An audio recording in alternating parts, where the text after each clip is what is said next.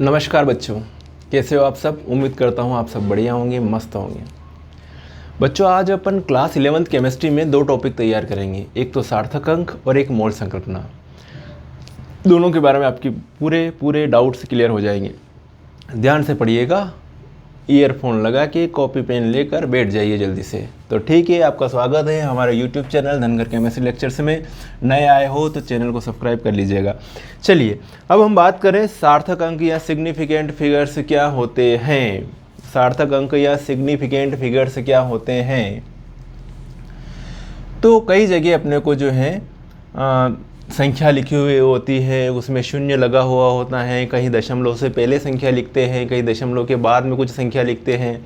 तो उन संख्याओं में सीधी सी बात है कि कौन कौन सी चीज़ें जो हैं वो सार्थक हैं, जो काम में आने वाली हैं। अनयूजेबल चीज़ें कौन सी हैं, यूजेबल चीज़ें कौन सी है, ये बात किस में करते हैं अपन, सार्थक अंक में करेंगे। सार्थक अंक के कुछ रूल्स भी हैं, रेगुलेशन भी हैं। उस हिसाब से एग्ज़ाम में पूछा भी जाता है क्वेश्चन कि ये संख्या दी हुई है, इसमें कितने सिग्निफिकेंट फिगर हैं, कितने सार्थक अंक हैं। अगर आपको ये रूल्स और रेगुलेशन मालूम होंगे तो आप बता पाओगे कि ये इसमें 3 सार्थक अंक है, इसमें 4 सार्थक अंक है, इसमें 0 सार्थक अंक नहीं है, इसमें 0 सार्थक अंक है। कहीं पर 0 सार्थक अंक में गिनी जा रही है, कहीं पर 0 सार्थक अंक में नहीं गिनी जा रही है।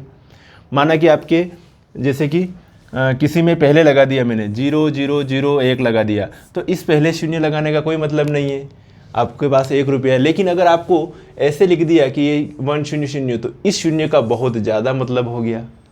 समझ में आया ना। अगर आप कहीं पर ये इस तरीके से लिख रहे हो कि 0 0 1 लिख रहे हो, तो यहाँ पर आपको 1 से मतलब है, लेकिन यहाँ पर जो शून्य आ रही है उसका तो बहुत कुछ रोल हो जाएगा।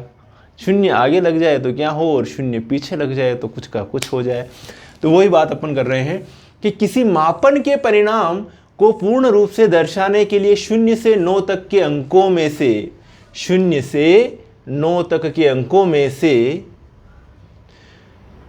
न्यूनतम संख्या में जिन अंकों का प्रयोग आवश्यक होता है उन अंकों को सार्थक अंक कहते हैं। 0 से 9 अंकों तक में 0 से 9 तक के अंकों में से न्यूनतम संख्या में जिन अंकों का प्रयोग होता है, न्यूनतम संख्या में जिन अंकों का प्रयोग होता है उन्हें क्या कहते हैं, प्रयोग आवश्यक होता है, उन अंकों को सार्थक अंक कहते हैं। ये वे अंक हैं जो किसी मापन की परिशुद्धता को व्यक्त करने के लिए आवश्यक हैं। ये वे अंक हैं जो किसी मापन की परिशुद्धता को व्यक्त करने के लिए भैया आवश्यक होते हैं।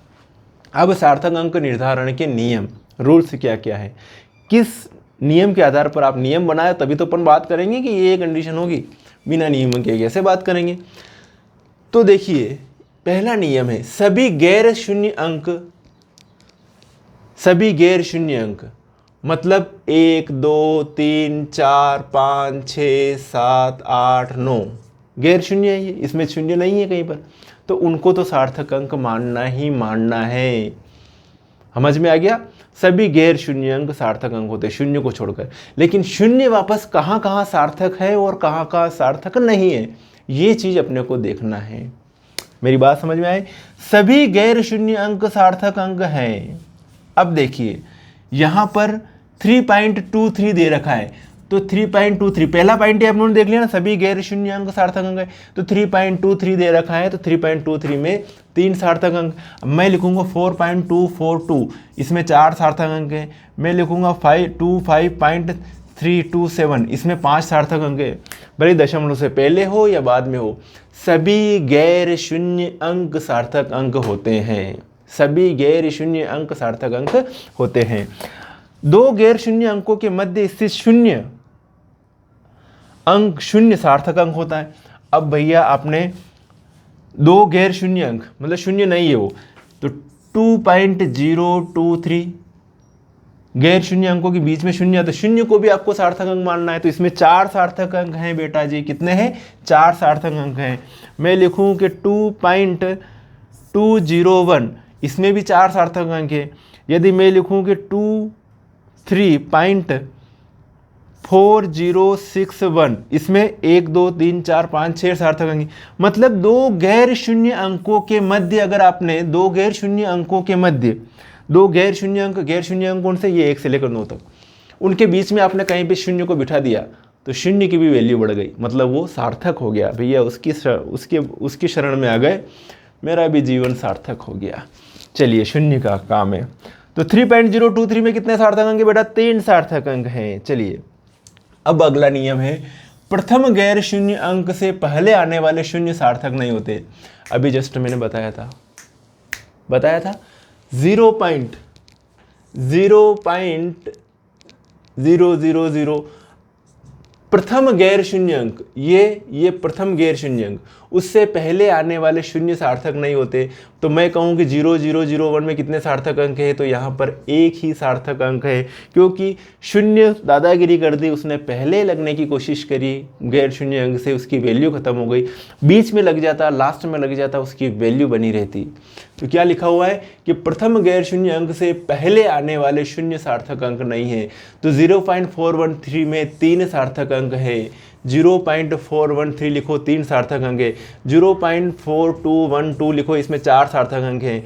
0.5678 लिखो, इसमें 5 सार्थक अंक हैं। ठीक है, इसमें 5 सार्थक अंक है। ऐसे ही 0.012 लिखेंगे, इसमें 2 सार्थक अंक हैं, क्योंकि प्रथम गैर शून्य अंक के पहले जितने भी शून्य आ रहे हैं वो सार्थक अंक नहीं होंगे। ठीक है, तो इसमें 2 है। इसमें 0.0001 आ रहा है, तो इसमें एक ही सार्थक अंक है। यहाँ तक क्लियर हो गया भाई साहब? चलिए, तो 0.004 में 1 सार्थक अंक है। 0.012 में 2 सार्थक अंक हैं। यदि मैं लिखूँगी 0.000004 में 1 सार्थक अंक हो जाएगा। मतलब क्लियर हो गया होगा आपको। कैसे भी एग्जाम्पल आए आप आसानी से चुटकियों में सॉल्व कर लोगे इन नियमों के आधार पर। चलिए, दशमलव बिंदु के दाईं तरफ शून्य सार्थक अंक हैं। बहुत बढ़िया बात है। अब यदि शून्य पीछे लग रहा है, कहाँ पर? गैर शून्य अंक के पीछे लग रहा है, तो तेरी वैल्यू बढ़ जाएगी भैया। तेरी क्या हो जाएगी? वैल्यू बढ़ जाएगी। मेरी बात आप समझे होंगे। तो ये क्या देखिए, ये क्या बात बता रहे बेटा? ये यूं बोल रहे हैं, दशमलव बिंदु के दाईं तरफ मतलब 5.00, चाहे पीछे लगाओ, पॉइंट के बाद में 00 आ रहा है, लेकिन उसको फिर भी क्या मानेंगे? पहले नहीं है ये बेटा, बाद में आ रहा है, इसलिए इसकी जो है इसको क्या होंगे? इसमें 3 सार्थक अंक। अब यहीं पर बच्चे मिस्टेक कर जाते हैं ऐसे एग्जाम्पल में। यहाँ पर बता देंगे एक के बाद में आ रहा, कोई मतलब नहीं, लेकिन इन शून्य का भी बहुत इंपॉर्टेंस होता है। अब जैसे कि यहाँ पर देखेंगे कि 0.030, अब इसमें 2 सार्थक अंक हो जाएंगे। कितने सार्थक अंक होंगे बेटा? 2 सार्थक अंक होंगे। अगर मैं लिखूँगी 0.5000, तो इसका बहुत इंपॉर्टेंट रोल रहता है, इसमें 4 सार्थक अंक होंगे। मतलब मेरी बात आप समझ गए होंगे कि किसी गैर शून्य अंक के पीछे शून्य लग जाए, गैर शून्य अंक के पीछे शून्य लग जाए तो उसको सार्थक हो जाता है। वो क्या हो जाता है? सार्थक हो जाता है। मेरी बात समझे? प्रत्येक संख्या में, अनंत संख्या में सार्थक अंक होते हैं। ठीक है, प्रत्येक संख्या में, अनंत संख्या में सार्थक अंक होते हैं। जैसे एग्जाम्पल, 2 गेंदों 50 कुर्सियों में सार्थक अंक की संख्या क्या है? अनंत है। प्रत्येक संख्या में, अनंत संख्या में सार्थक अंक होते हैं। जैसे मैं सिर्फ लिखूं कि 2 गेंदे, तो 2 गेंदों में अनंत सार्थक अंक हो सकते हैं। 50 कुर्सियों में सार्थक अंकों की संख्या अनंत है। इस कंडीशन में प्रत्येक, सिर्फ अपनों संख्या लिख रखी है, प्रत्येक संख्या में अनंत संख्या में सार्थक अंक होते हैं। ये निश्चित संख्या है तथा यथार्थपरक संख्या है। अब बात करें तो ये सार्थक अंकों के नियम पढ़े।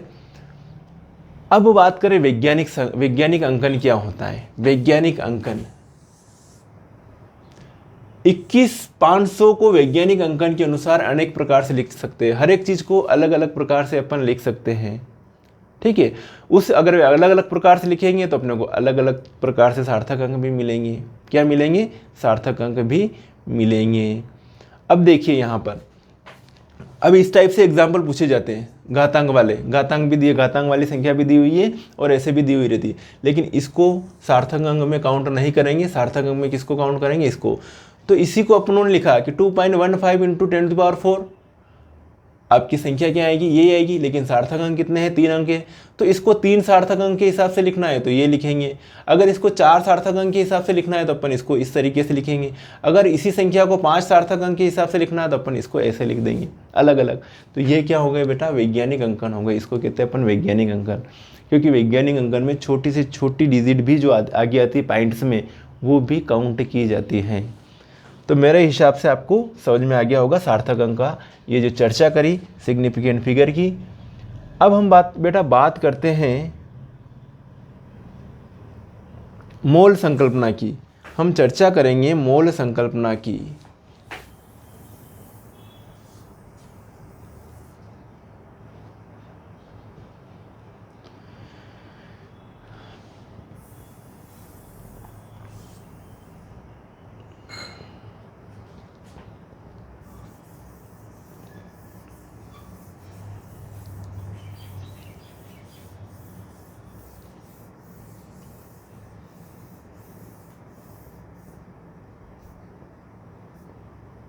चलिए हम बात करने जा रहे हैं मोल संकल्पना। तो जिस तरीके से अपने सार्थक अंक को बड़े मज़े से समझा, ऐसे आप मोल संकल्पना को समझ लीजिएगा। जैसे अपन दर्जन की बात करते हैं, एक दर्जन में कितने केले होते हैं, 12 केले। एक दर्जन में 12 केले होते हैं। ऐसे ही एक मोल, एक दर्जन मतलब संख्या है 12, क्या है, एक संख्या 12 है। ऐसे एक मोल बराबर संख्या होती है 6.022 इंटू 10⁻23। 1 मोल बराबर क्या होता है, एक मोल बराबर क्या होता है, एक मोल बराबर 6.022 इंटू 10⁻23। याद रखिएगा, एक मोल बराबर 6.022 इंटू 10⁻23 ये संख्या होती हैं, नोट कीजिए। अब मैं कहूँ कि आप एक मोल पेन खरीद के लाए, एक मोल पेन, एक मोल बोला सिर्फ, आप कहोगे घर वालों को कि एक दर्जन केले ले आओ, तो एक दर्जन केले मतलब वो सामने वाला 12 केले दे देगा। अगर आप कहेंगे कि 10 दर्जन केले चाहिए तो 120 केले मिलेंगे, ठीक है। ऐसे ही ये जो भाई साहब मोल हैं, मोल वर्ड किसी को कह मत देना कि एक मोल केले ले आना, मतलब एक मोल केले नहीं, मतलब पूरे आपके शहर में नहीं मिलेंगे एक मोल केले, बहुत बड़ी संख्या है। एक मोल केले ले आना भैया। एक मोल मतलब 6.022 इंटू 10⁻23। 10⁻23 का मतलब क्या होता है कि एक के बाद में कितनी शून्य लग रही है बेटा, 23 शून्य लग रही है। अब गिनते रहना इसको जो भी है, ठीक है। 1 2 3 4 5 6 7 8 9 10 11 12 13 14 15 16 17 18 19 20 21 22 और 23, इतनी शून्य लग रही है एक के बाद। अब ये संख्या कितनी बड़ी होगी, कहीं नहीं मिलेंगे इतने केले, ठीक है। पूरे पहाड़ लग जाए इतने में तो केलों के। एक दर्जन पेन ले आना, सब पेन ख़त्म हो जाएंगे, इतने सारे पेन हैं। एक मोल पेन, एक मोल पेन, एक दर्जन बोल रहे, ठीक है, एक मोल मत बोलना। तो यही वाली बात है कि एक मोल बराबर 6.022 इंटू 10⁻23 होता है, ठीक है।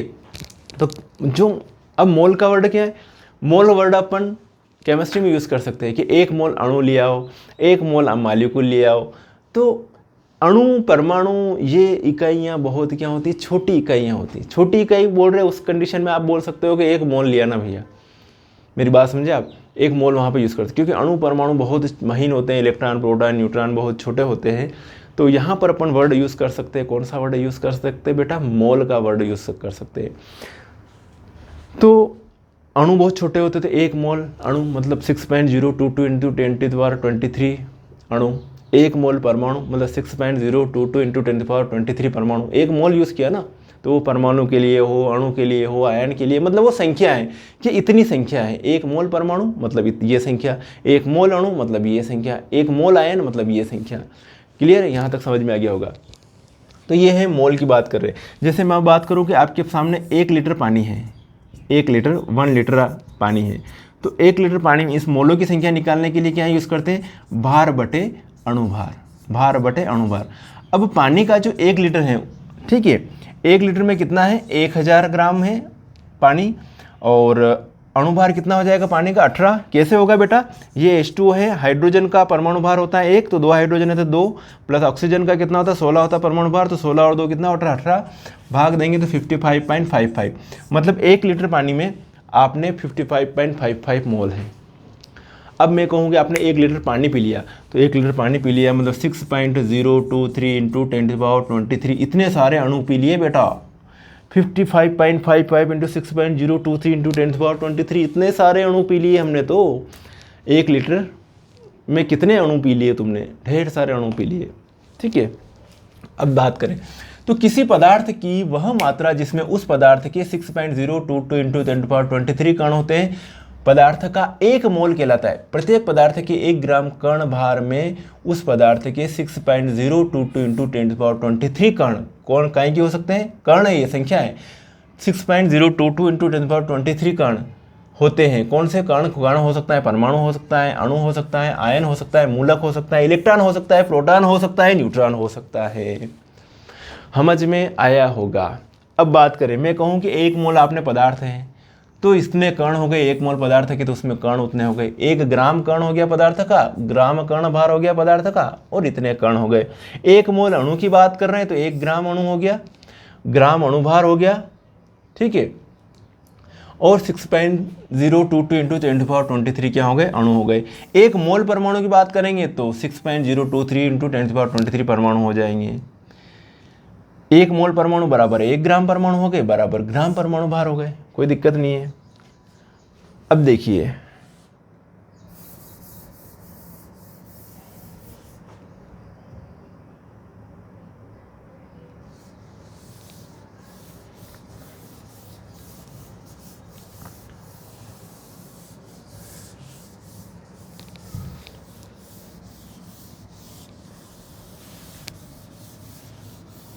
अरे क्या हो गया इसको यार?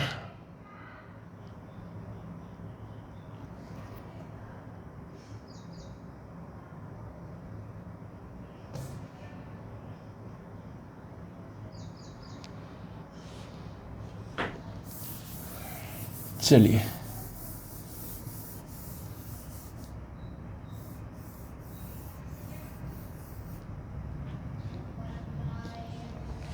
हाँ एग्जाम्पल दे रखा है बेटा जी आपके सामने। क्या दे रखा है एग्जाम्पल?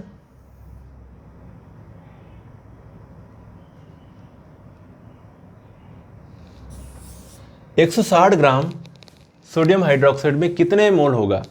160 ग्राम सोडियम हाइड्रोक्साइड में कितने मोल होगा? आपको कितना दे रखा है? 160 ग्राम दे रखा है। तो अभी जस्ट कहा था कि सूत्र क्या होता है इसका, जो द्रव्यमान बटे सूत्र द्रव्यमान, मोल निकालने का सूत्र द्रव्यमान बटे सूत्र द्रव्यमान। तो द्रव्यमान कितना है? 160 ग्राम दिया हुआ है आपके पास। सूत्र द्रव्यमान कितना होगा? पेरियोडिक टेबल में दिया हुआ होता है बेटा, सोडियम, ऑक्सीजन और हाइड्रोजन है, NaOH है, NaOH। तो सोडियम का परमाणु भार होता है 23 प्लस ऑक्सीजन का 16 प्लस हाइड्रोजन का 1, तो 16, 23 और 1 कितना हो गया? 40। तो 40, 4 चौके 16 मतलब 4 मोल होंगे। आपके सामने 160 ग्राम सोडियम हाइड्रोक्साइड दे रखा तो कितने होंगे? 4 मोल होंगे। अगर इसकी जगह आपके पास 200 ग्राम दे रखा होगा तो कितने मोल होते? 5 मोल होते। अगर इसकी जगह आपके पास 80 ग्राम दे रखा होता तो कितने मोल होते? 2 मोल होते। 80 ग्राम सोडियम हाइड्रोक्साइड में 2 मोल होंगे। अगर आपके पास 40 ग्राम दिया हुआ होता, 40 ग्राम, तो 40 बटे 40 कितना मिलता आपको? 1 मोल मिलता। और 1 मोल NaOH मतलब 6.023 इंटू 10⁻23 NaOH के अणु। अगर ये जो मैं कहूँ कि 1 मोल Na प्लस मतलब 6.022 इंटू 10⁻23 Na प्लस, है ना, मोल में अगर बात करेंगे तो ये है NaOH। 160 ग्राम सोडियम हाइड्रोक्साइड में कितने मोल होंगे? तो NaOH का सूत्र द्रव्यमान ये दे रखा है 40 बेटा। मोलों की संख्या निकालेंगे तो NaOH का द्रव्यमान बटे NaOH का सूत्र द्रव्यमान क्या होगा? 160 बटे 40, 4 मोल मिलेंगे आपको। इसी प्रकार से 1 लीटर जल में अणुओं की संख्या ज्ञात कीजिए। तो 1 लीटर जल का द्रव्यमान होता है 1000 ग्राम। ठीक है, और 1 लीटर जल का अणु द्रव्यमान, है ना, 1 लीटर जल का अणु द्रव्यमान कितना होता है? अणु द्रव्यमान होगा 18 ग्राम होगा। कितना होगा? 18 ग्राम। तो 1 लीटर जल में उसके मोलों की संख्या निकालेंगे तो द्रव्यमान बटे अणु द्रव्यमान तो 1000 बटे 18 तो 55.55 हो जाएंगे। 1 लीटर जल में उसके अणुओं की संख्या कितनी होगी? ये होगी 55.55 इंटू 6.022 इंटू 10⁻23 ये होंगे बेटा। तो ये मोलों के बारे में सिंपल बात कही मैंने, मोल संकल्पना के बारे में और सार्थक अंक के बारे में, 2 चीज़ों के बारे में डिस्कस करी। अच्छे से याद कीजिएगा, अच्छे से पढ़िएगा मस्त तरीके से। ठीक है, रेगुलर वीडियो देखिएगा और अपने साथियों को शेयर कीजिएगा, चैनल को सब्सक्राइब कीजिएगा, वीडियो को लाइक कीजिएगा। ओके साथियों, मिलेंगे फिर नेक्स्ट वीडियो में, तब तक के लिए बाय, थैंक यू, जय हिंद, जय भारत।